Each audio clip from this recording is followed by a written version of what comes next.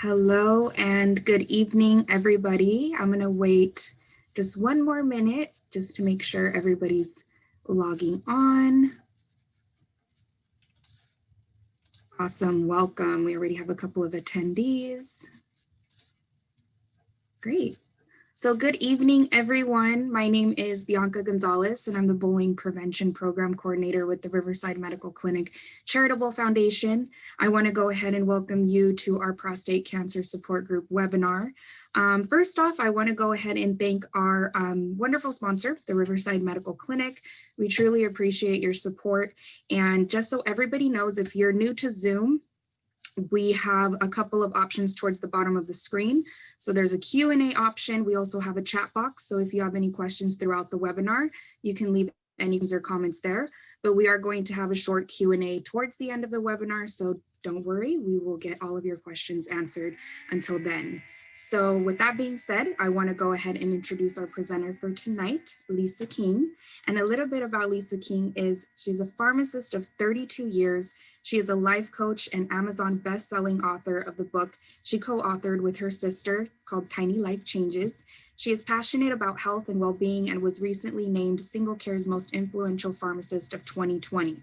So our goal with this webinar is for you to learn how dietary and lifestyle changes can lead to your optimal wellness, especially in the area of reducing bladder pain and urgency, so you can feel amazing through a healthy lifestyle and a gentle approach. So I will now go ahead and give it away to Lisa King.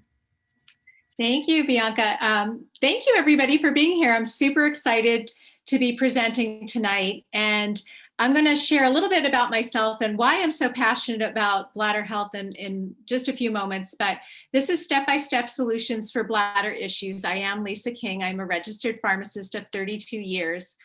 And I wanted to just go over I'm going to be presenting tonight and a little bit about what you'll learn by the end of this presentation. So from there, we're going to be sharing right now. So what we're going to be talking about tonight are what foods to avoid that cause bladder irritation, because lifestyle changes are definitely one of the first steps in controlling symptoms of overactive bladder or any bladder issues. So we're going to be talking about first steps, and that includes what foods to avoid, what healthy foods that can cause bladder irritation, because sometimes there are a lot of foods that are deemed to be healthy, or people may make suggestions to you, but certain foods can cause bladder irritation, even though they're healthier foods. So we're going to be talking about that as well. Naturally reducing inflammation in the body for better bladder health. And this is something that I'm super passionate about, because really good bladder health is good overall body health. So it's all about disease prevention and just really having that great environment for your bladder to get healthier. And then also steps to reduce sugar in the diet, because that is one of the steps in reducing inflammation. There are several steps, but I really want to talk about tonight is reducing sugar in the diet, because reducing sugar in the diet is just so key to overall disease prevention. And that's something that's just so important on all different levels. And then we're going to be talking about the importance of self-care, mindset, and goal setting in any healthy living journey. So that's what we're going to be talking about tonight. So again, I wanted to just introduce myself a little bit further and why I am so passionate about bladder health. I am an author, as Bianca had shared earlier, of a book called Tiny Life Changes that I co-wrote with my sister about 3 years ago.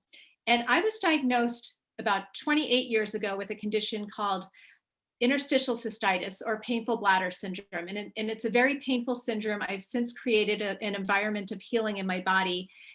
But when I was writing the book with my sister, I was invited onto a lot of different podcasts. And one of the podcast interviewers had known that I had this condition. And so she asked me about it. And at the time I thought, why am I talking about this? It's super embarrassing. No one wants to talk about bladder issues. But somehow word got out that I had this painful bladder syndrome, and I started getting asked more and more about it. And so I started getting messages on social media about different bladder issues, whether that be, chronic urinary tract infection, overactive bladder, painful bladder. And I knew it was just something that needed to be talked about. So I started sharing more and more about overactive bladder, different bladder issues, and I also created a website called ditchbladderpain.com. So I'll be sharing more about that as I go through the presentation, because there's a lot of really different great resources for you there as well. So that's why I'm so passionate about bladder health. So I can definitely relate to different bladder issues.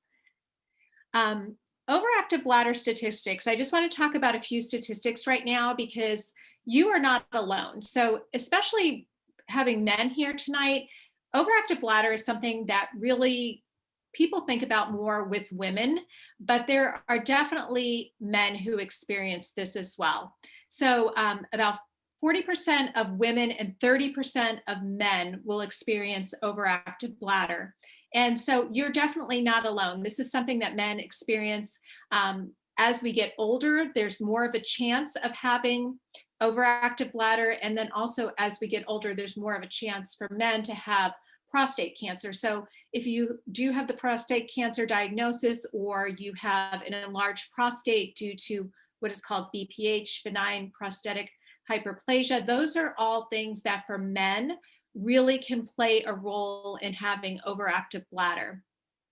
So overactive bladder is that sudden need to urinate, that urgency. It can be with or without bladder leakage, frequent urination, urinating 8 times per day or 2 times per night. So that is what we consider to be symptoms of overactive bladder. And it's definitely frustrating, but there are definitely things that you can do to gain control of those symptoms. So that's what we're going to get started with right now. And those are basically dietary changes. And then also I want to just briefly talk about right here some pelvic floor focused exercises. So typically with women, they will recommend Kegels. And a lot of times, even doctors will recommend women to see a pelvic floor physical therapist. But those are also options for men. So a lot of times, because a lot of pelvic floor physical therapists are women, a lot of men don't necessarily go see a pelvic floor physical therapist just due to it being slightly embarrassing or whatever the case may be. But definitely talk to your doctor about this, because there are definitely options for men to gain more strength in their pelvic floor, which can help with overactive bladder symptoms. So this is definitely something to keep in mind to talk to your doctor about. But I'm going to get started on the foods to help control overactive bladder. So these foods really play a role in anytime there's bladder irritation. So for someone who has that interstitial cystitis or painful bladder syndrome diagnosis, or maybe you've just had a urinary tract infection and your bladder is irritated, or you may have gone through chemotherapy and the chemotherapy medication is causing an irritation to your bladder, or any number of reasons that may be, or you've just had a catheter and your bladder is irritated. So these are some things to keep in mind. These foods can cause more bladder irritation. So I really want to go through these tonight. And if you want more information on this, I do have step-by-step how to remove these from your diet on my website, ditchbladderpain.com, in my free ebook, Say Goodbye to Bladder Pain in 5 Easy Steps. So this is something that, even though it says it's for bladder pain, it really does affect those who have overactive bladder as well. So first off, spicy foods, things like salsas or pepperoni or anything that's spicy can really affect the bladder. Also acidic foods. So think of foods like orange juice or tomatoes, acidic foods, citrus, those types of foods can really cause bladder irritation. Also sugary foods and drinks. And also with that, also artificial sweeteners can really irritate the bladder lining. Chocolate and then alcohol. So I know it seems like it's all the fun stuff, chocolate and alcohol and sugary foods that should be avoided, but these things really can play a huge effect on the bladder lining and controlling symptoms of overactive bladder. And also caffeine and coffee can play a role too. So be sure to look at that as well. So what I really wanted to talk about is just some of the swaps and options that you can have. So really, even when you think about it, breakfast is usually when you start your day, but there are so many things that could be part of your breakfast that are causing that bladder irritation or triggering your bladder to be more overactive during the day. So when you think about it, many people will start their breakfast with a glass of orange juice and then a cup of coffee, and then maybe have eggs with salsa on top, or have a donut or something sugary for breakfast. So these are all different things when you're having that type of breakfast that can really start your day in a way that's going to cause your bladder to be more overactive during the day. So really great simple swaps would be, instead of coffee, having a decaffeinated herbal tea, or you can have a glass of water to really hydrate your body after resting all night. Your body is really dehydrated. So there are definitely some things to do. I know a lot of people have a hard time giving up coffee, and even decaf coffee can be acidic. So really take a look at coffee, look at if it's affecting your bladder. There are low acid coffees available, and some people will choose a low acid coffee. So maybe a decaffeinated low acid coffee. If you really do have to have coffee, there is also a product that I wanted to share. It's called Pre-Leaf, and you can find it at the drugstore. I believe it's also available on Amazon, and it does take out the acid out of food. So it's a great option for if you're drinking coffee, because even, as I said, decaf coffee can be acidic. Also, if you're having tomato sauce or food that has a lot of tomatoes in it, you're at an Italian restaurant, something like that, the Pre-Leaf is very, very helpful to help take acid out of food. So that's a really great thing to always have on hand. But going back to breakfast, some of the different simple swaps you can make, the herbal teas, having eggs without the salsa on top. Oatmeal is a really great way to get your morning started. I like to have a smoothie bowl, so I make kind of a smoothie bowl with just my protein powder and some almond milk, and put a little bit of oats in there and top it with blueberries. So that's a really great way to go. As far as fruits are concerned, a lot of fruits can sometimes be irritating to the bladder, but fruits that are bladder friendly are blueberries. They're super high in antioxidants, really super healthy for you. So blueberries are a great way to go. Melons are great, except for cantaloupe. That can be a little irritating to the bladder. And then pears are really great too. So you can put some chopped pears into your oatmeal or something like that. So it's really a great way to start your morning and have it be bladder friendly. So a lot of times when you see this list, it kind of feels like, oh my gosh, there's nothing that I can possibly eat. But really, there are still so many things to eat. And I know I made this mistake in the beginning myself. When I first heard about this diet, when I was diagnosed with interstitial cystitis, I thought, oh my gosh, it seems like I can't eat anything, so I'm just going to have bread and water. Not a good idea at all. So it wasn't nutrient dense. It's not good for the GI tract to keep things moving. And that's something that you definitely want to do. Having foods that are fiber filled, choosing salads topped with protein, whether that be chicken, beef, shrimp, salmon, even vegetarian options like quinoa, are a great way to have lunch and dinner. And that fiber will really keep your GI tract going. And one of the really important reasons for this is because one of the symptoms of overactive bladder symptoms of overactive bladder can really be triggered by constipation. So you really want to have those high fiber foods like fruits, vegetables, oats, beans, to keep your GI tract going and help lessen symptoms of overactive bladder. So those are some of the foods to avoid, and then also some foods to include. Now I want to talk about healthy foods that can cause bladder irritation.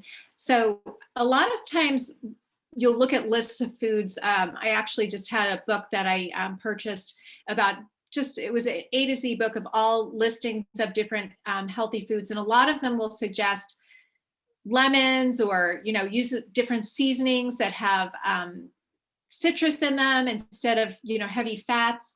But anything, citrus is very high in vitamin C.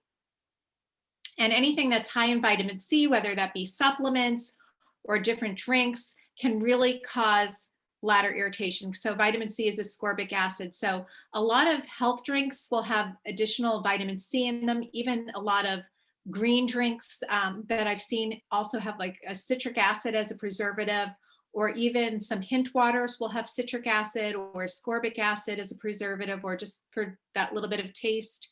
So really look at the drinks you're drinking. So look at the vitamin C. A lot of times, even for people who have overactive bladder or painful bladder, you may want to take your supplements all separately, so that you don't have vitamin C in high amounts of vitamin C in your supplement if it's a combined supplement. One thing that I often share is what you want to do to boost your immune system if you can't take vitamin C. So especially now during the pandemic or cold and flu season, people really want to boost their immune system. So zinc is great, vitamin D is great, a probiotic. I highly recommend taking a probiotic daily. Check with your doctor if you're on chemotherapy, if that's a possibility for you. But those are really great things to do if you can't have vitamin C. So look at that. There are also buffered vitamin C's if you really did want to have the buffered vitamin C. Desert Harvest is one that makes a buffered vitamin C. So you can look that up online. Desert Harvest. They also have a product called, what they're really well known for is called Desert Harvest Aloe Vera. So aloe vera capsules can be very soothing to the bladder. So check with your doctor on that as well. So you'll want to be looking at vitamin C. You'll want to be looking at those supplements that can have vitamin C in them. And then even some supplements I've seen have something called hops in them, which they use to make beer. Fermented foods, hops, things like that can also be bladder irritants. So sometimes yogurt can be very irritating to the bladder. Kombucha, which is another fermented drink, which is high in probiotics, but definitely can be a bladder irritant. So really just listen to your body on that. And then, as I said before, the green drinks, a lot of the green drinks are very high in vitamin C. So kind of take a look at those as well. But listen to your body.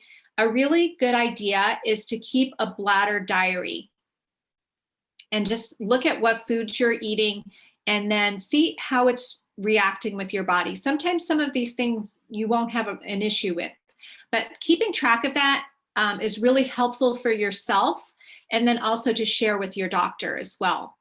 For instance, with me, when I was going through a lot of my painful bladder symptoms, whenever I ate Asian food or Chinese food and had a lot of soy sauce in it, my bladder would become extremely irritated. And that was really because it was so high in sodium that it was almost like putting salt on a wound. So really, sometimes foods that are high in sodium can do this too, especially if your bladder is very irritated.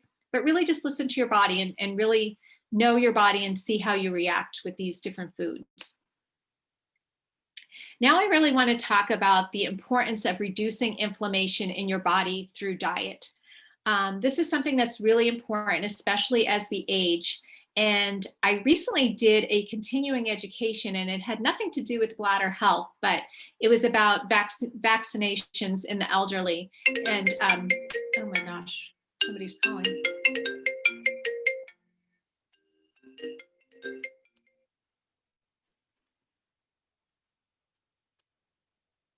Oh my gosh.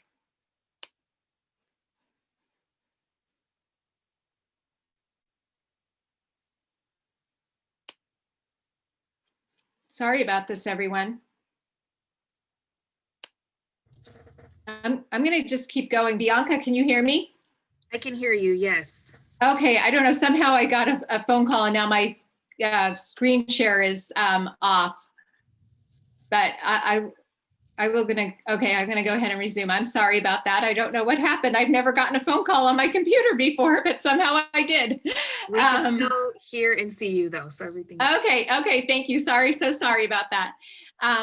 I wanted to share the importance of reducing inflammation in the body through diet. So as I was saying just a moment ago, that I was doing a continuing education on vaccines in the elderly, and it was all about inflammaging. And I had never heard that word before. So I was really very interested in this word because as we get older, our body are in a state of chronic inflammation. And so this can lead to so many different things, from heart disease to Alzheimer's to inflammation in our joints, whatever it may be. So this is really important to reduce inflammation in the diet. So some of these foods to give up are gluten, dairy, alcohol, and sugar. And as I said earlier, I really want to just concentrate on sugar. Reducing gluten and dairy is a very personal choice, and it's something that you may want to talk to your doctor about. Gluten and dairy can be inflammatory for people. You don't have to have celiac disease to have a response to gluten in your diet, causing some inflammation, or as well as dairy. But I really feel sugar reduction is just so important for everyone, especially because it is linked to so many different disease states, such as obesity, heart disease, diabetes, Alzheimer's, cancers, whatever it may be. And just as an aside, obesity is one of the triggers for overactive bladder. So as you get heavier and there's more weight on you just sitting on your bladder, that is a bladder trigger. So this is really more about not really weight loss per se, but just really reducing sugar just for overall health. So I wanted to talk a little bit about steps to naturally reduce sugar in your diet for disease prevention. And what I recommend is what's considered to be a very generous number, but it's the American Heart Association recommendation of 25 grams a day of sugar for women and 37.5 grams per day for men. So this is something that's a really great starting point. And I've kind of been called out on this number in the past because a lot of people who follow a lower sugar diet really aim for about 5 grams of sugar per day. But I think this is a really great starting point in reducing sugar in your diet. So I started reducing sugar in my diet probably about 5 or 6 years ago. And I was a mom who baked every single day. I was a mom who showed her family love through baking. And I really wanted to stop having so much sugar in my diet after my mother-in-law's Alzheimer's diagnosis. So that was very, very important for me to reduce sugar in my diet once I found out that it was a link to Alzheimer's. So what I started doing was reading labels, and you'll be very surprised at how much sugar there is in everything.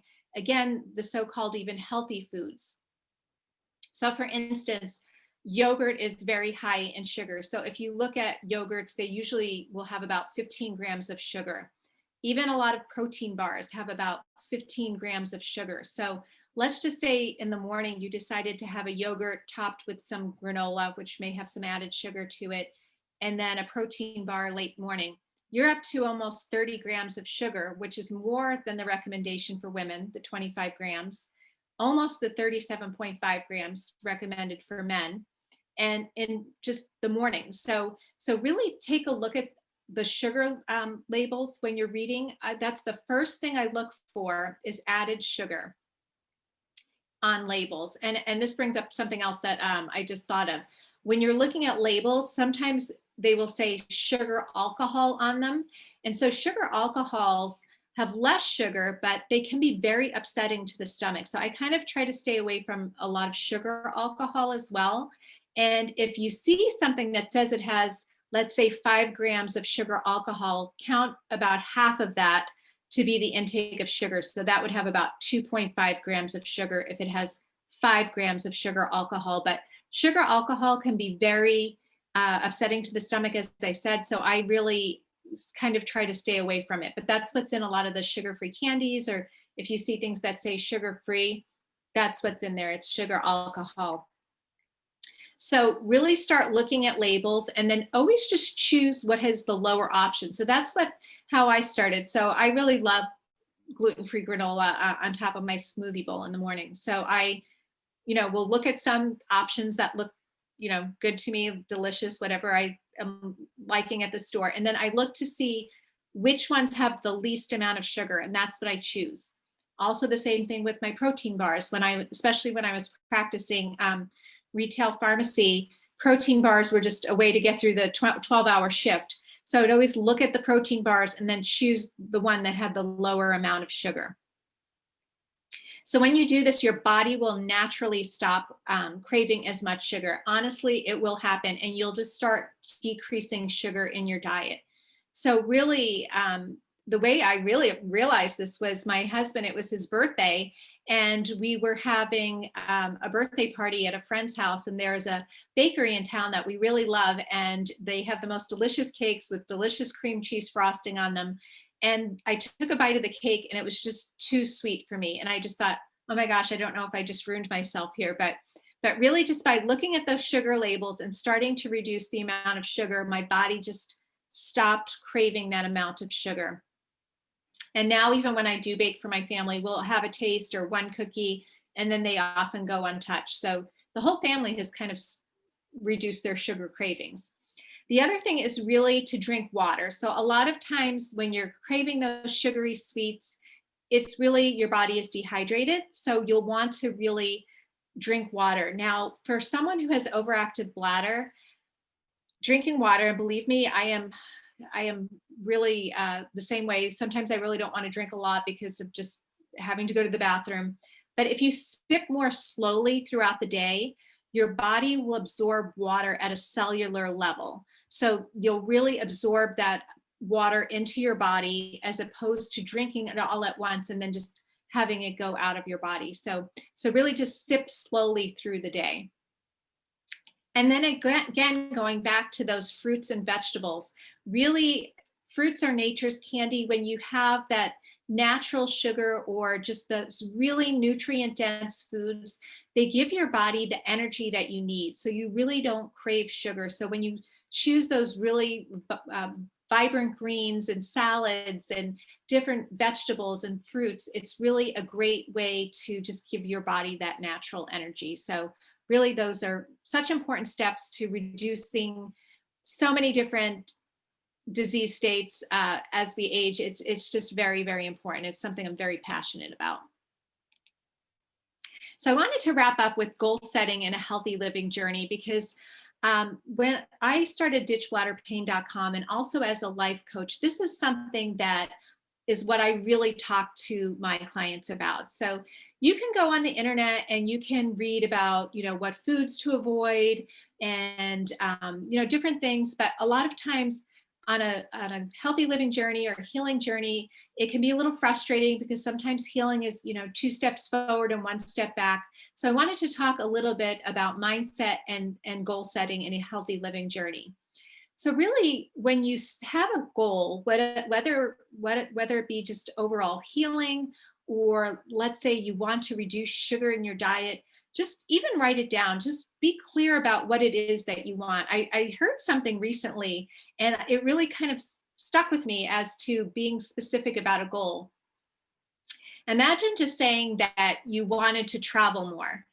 And then you go to the airport and you say, I want to travel more, but you haven't booked a ticket to a specific destination, or, you're not sure where you really want to go. Even though when you say you want to travel more, you know where you're going and you know what you want to accomplish. So that's kind of the same way in a healthy living journey. Know what it is you want to accomplish. I want to start looking at sugar labels and start reducing my amount of sugar. I want to start drinking 1 more glass of water a day. I want to start getting in an extra 1,000 steps, and just break it down and take it very slowly. Sometimes when you incorporate all of these goals at once, it can become very daunting and it becomes very overwhelming. So just take the goals, write it down, and then break it down step by step. And that's what my book, Tiny Life Changes, that I co-authored with my sister, is all about: achieving goals 1 step and 1 day at a time. And then also tell a friend or tell a family member, because this is really important to you. And especially in a healing journey, you may have to say, you know what, I want to rest more, because healing is in rest. And I know that, it's my goal to get to bed earlier at night or to take a nap in the afternoon, but I'm doing this for you too, because if I am healing, that's really important to me and it's going to make me feel better for you. Or if you want to cut back that sugar, say something to, I know you love baking for me. I know it's the way you show your love, but I'm really trying to cut back on my sugar. So can we just save the sweets for a special occasion? So make sure you tell someone, and then celebrate your successes along the way. So really just if you did go, a week without having any sugar, do something else that's really great for yourself. Take that extra walk or spend some time watching your favorite show, whatever it may be. And then most importantly, always give yourself permission for a redo. So let's say you did have that piece of cake, or you didn't get your steps in for the day, or you didn't take time to rest. That's okay, because you have the next day as a new day. So you don't want to do it in a way that's procrastinating to put it off to the next day, but just always take the next day as a new start, and you can just keep moving forward and keep moving forward towards your goal. And again, mindset really matters. So really, mindset is just everything. So especially, for the women I talk to, there's a lot of different Facebook groups and different groups where you are with people who have maybe have the same symptoms as you do. And a lot of times, sometimes those groups can be very helpful, but sometimes they can be very depressing or frustrating, where you feel like, am I going to ever get better? So protect your energy and really know that, have that belief that you can heal your body, that you can get better, and just hold on to that belief and protect it for yourself, whatever you have to do, whether that be taking quiet time in the morning, or praying, or reading a book, or positive affirmations, whatever that may be. So mindset really matters. And I often tell this story for myself as well. When I was diagnosed with interstitial cystitis so many years ago, there was no internet. So I always say it was good and it was bad. So the internet can be so helpful for information such as this, but also if you are going to those places where you're getting negative information about people sharing different parts of their story that really are making you not feel well, just leave those behind, do something else. So if, let's say your goal is to start feeling better so you can go hiking or whatever it may be, or you want to go on a trip, instead of going to that chat room, start planning that trip. Or if you want to go hiking, start looking for that new pair of hiking shoes or a new hiking trail near your house, or whatever it may be. But just really hold on to that belief that you can get better. And this is my information here, so you can contact me with any information that you want to ask. My email is lisa@tinylifechanges.com. You can also find me at ditchbladderpain.com. That should all be together. It's separated. I see a little bit here. I'm very active on Instagram at The Fulfilled Pharmacist, and also on Facebook, but more so on Instagram. And I'd be happy to answer any questions there. But also, please feel free to download my free ebook, ditchbladderpain.com. It's filled with great resources and information, a lot of the information that I shared here, and breaking it down step by step how to make these changes in your day. Thank you. I don't see the chat, Bianca, so if you have any questions, if there were any questions that came in, I would be happy to answer. Sure. So we'll open it up to any questions. So I'll leave, a couple of minutes just in case they want to go ahead and input those. But we did get a couple beforehand. So this is kind of a two-part question, but I know that we went over, dietary and lifestyle changes when it comes to an overactive bladder, but also first part, what are the common medications for an overactive bladder, but also what medications can cause bladder problems? Oh, great question. There are numerous medications for overactive bladder, and they are different for men and women, but a lot of times they are somewhat similar. For men, a lot of times they may do something to help shrink the prostate, or have more of a relaxed tissue around the prostate, so that there's not that flow issue to the when urinating. But a lot of the drugs for overactive bladder are what we call anticholinergic agents. So they kind of help dry everything up. So they can cause dry mouth, they can cause constipation, they can cause a bit of fatigue. And so for people who are getting older, a lot of times there are risks with falls, different types of things like that with anticholinergic drugs. So that's one thing to keep in mind. Some drugs that can cause issues with overactive bladder, especially are diuretics, which are used for high blood pressure. So a lot of things like hydrochlorothiazide is a diuretic, but they can also be combined with other medications sometimes, or it's also called HCTZ. But there are numerous diuretics that people can be taking for high blood pressure. And caffeine actually is a diuretic. So that's one reason why coffee or anything that's caffeinated can cause overactive bladder symptoms. But that's a very good question.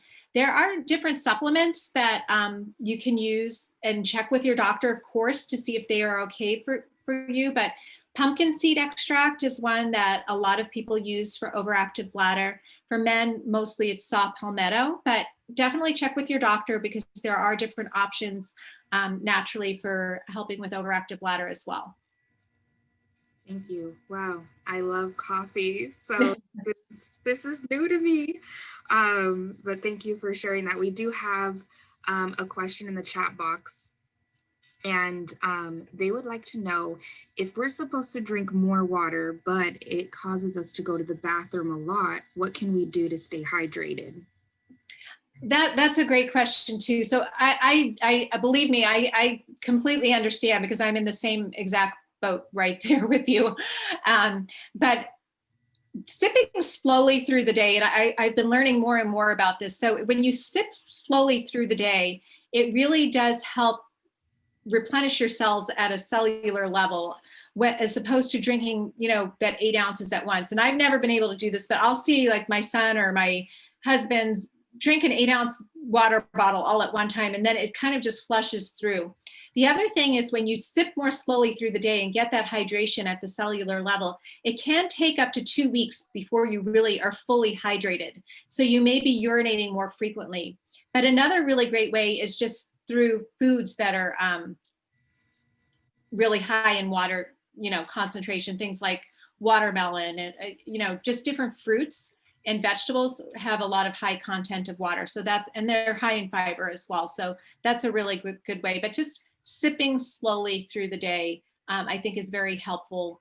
Just, every, maybe 5-10 minutes, take a few sips as opposed to drinking something all at one time. But I know it's always just a constant battle.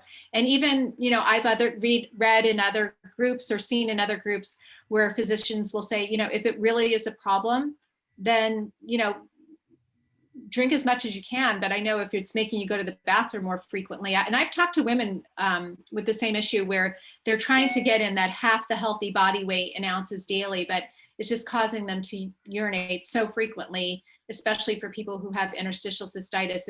It's nearly impossible to get in that amount of water. Yes. We actually have like an added portion to this question. So does adding lemon or mint help, or cucumbers? Great. Yes, I wouldn't add lemon because lemon, unless you don't have an issue with it, but lemon can really irritate the bladder. And so I know lemon water, they say, goes in acidic and comes in out alkaline. It really is supposed to alkalinize your urine, but I have definitely talked to so many people who've had issues with lemon water. But cucumber water, I would sometimes even put berries in my water. Berries usually are very bladder friendly. Those are great options to flavor water. That really is so helpful. It makes it so delicious. It really does. And also the other thing, sometimes I will even just, as an aside, if, because I don't drink coffee, if I don't want tea, I'll even just warm up some water and put a little bit of a natural creamer in it with just cinnamon even, and so that, like, as a warm drink, that's helpful as well too. Oh, that sounds really delicious. I'll have to try that one. Mm-hmm. So we do have another question from Philip and Jamie. Okay, so they would like to know, because bread breaks down into sugar, can you recommend a good one to eat? Also, so this is 2 parts. Also, what was the name of the product you mentioned that reduces acid in foods? Oh, great. Yes, it's called Prelief, Prelief, Prelief, and it's in a blue, it's a blue container, like wrapped around a bottle. And on the container, it says pre-leaf, and then it actually shows like a picture of coffee and tomatoes. And I usually get it at the drugstore, and you'll find it with the other antacids, things like that. Mostly, I don't know if I'm supposed to say the name of it, but I mostly find it at the corner drugstore, if everybody knows what that is. But I have seen it on Amazon as well, or your pharmacist can be able to order that in for you. So it's calcium glycerophosphate, so it's very safe. It's a calcium product. It just helps neutralize acid. So that's really great. The other thing is, for me, a lot of times I was having gluten-free bread, but what I do now that I really love are crepinis. They're egg wraps. And so you can find them at Costco. I find them at Sprouts. They have the smaller ones at Sprouts and the bigger ones at Costco. But I'll even put my eggs inside the crepini. So it's like eating an egg with an egg, but I don't even really crave bread anymore. So that's kind of my go-to. And I'll actually put everything in there because it makes me feel like I'm having carbs. So I'll even put my salad, with a little bit of whatever I'm having on top of it inside the crepini at night. And they're super low in carbs. They're super low in calories. They have a cauliflower version and then a sweet potato version. They're really good. Wow, I'll definitely have to check that out. That's awesome. So I think that was our last. If there's any more questions, please feel free to pop those in right now, but that was our last one. But I just wanted to go ahead and then, they wanted to let you know, thank you, Lisa. Oh, you're welcome. Responding to their question. So I just want to go ahead and end our webinar with that. I want to end with thanking you, Lisa, for taking the time out of your evening to present this useful information. I learned so much. Thank you. And I'm going to go to Costco and goodies. And I want to thank everybody for being here tonight.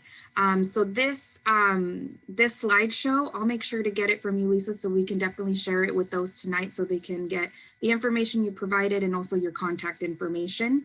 Yes. And yeah, if you have any final words, Lisa. Just thank you for allowing me to be with you tonight. I'm honored to be here, and it's something I'm very passionate about. So just wanted to thank everybody for being here. And of course, if you have any questions, feel free to contact me. Awesome. Thank you so much. And thank you everybody for watching tonight, and have a great rest of your evening. Thank you, Lisa. Thank you. Bye-bye. Bye-bye.